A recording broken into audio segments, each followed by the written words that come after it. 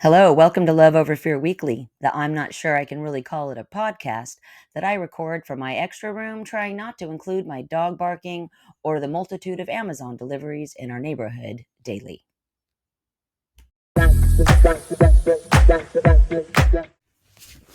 This week I started off attempting to record my thoughts on the Beyonce album, and then I decided to just go ahead and post those to my original Substack, all my bright shiny objects. So I did that because I was having technical difficulties with recording, and I don't know, just trying to feel this whole endeavor out. And it's I'm forcing things that I don't want to be forcing.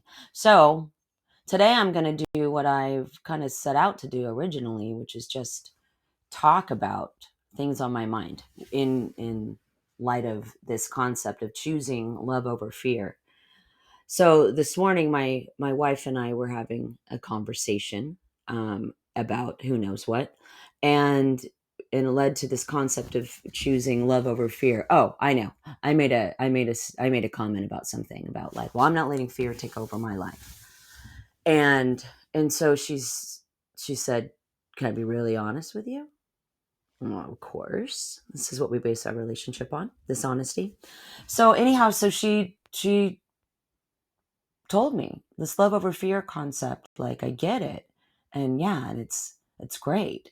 But if we really look at it, that ability to choose love over fear as easily as I'm talking about it, it sounds like privilege. I hear it now.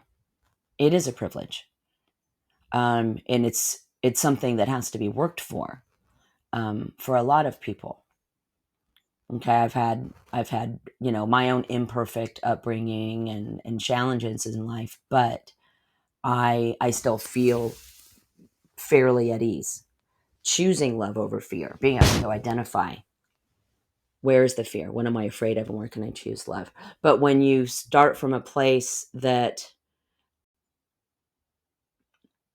when you begin your life in a place where fear is more recognizable than love, and that's your starting point, then you have a tricky relationship with love.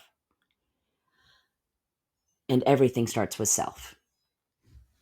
And that's kind of where we landed in our conversation was, well, some people have to start. We all have to start. We have to start with loving ourselves. But if that is tricky, if you can't love yourself because you haven't come from that place of love in your life, because somebody didn't love you in the way that you needed to be loved, that those primary caregivers, maybe they dropped the ball, maybe they did the best that they could, and it still really wasn't enough.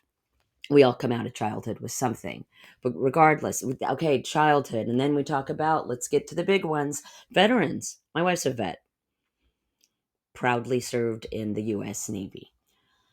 So she, like many, suffers from PTSD. All right.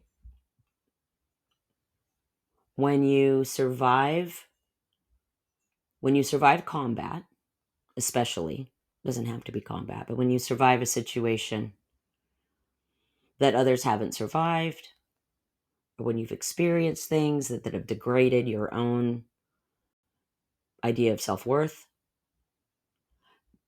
then again, you're more familiar with fear than you are with love.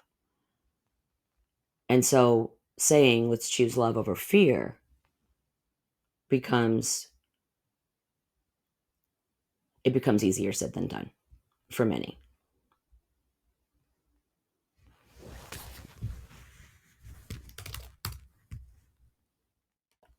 So this week, I know this is going to stay with me. This concept of choosing anything in life can be a matter of privilege, and identifying where we can make these little choices to begin to move towards love and away from fear. So whatever comes your way, for anybody who may be actually listening, give people some grace, give yourself some grace, and choose love over fear. Thanks for listening.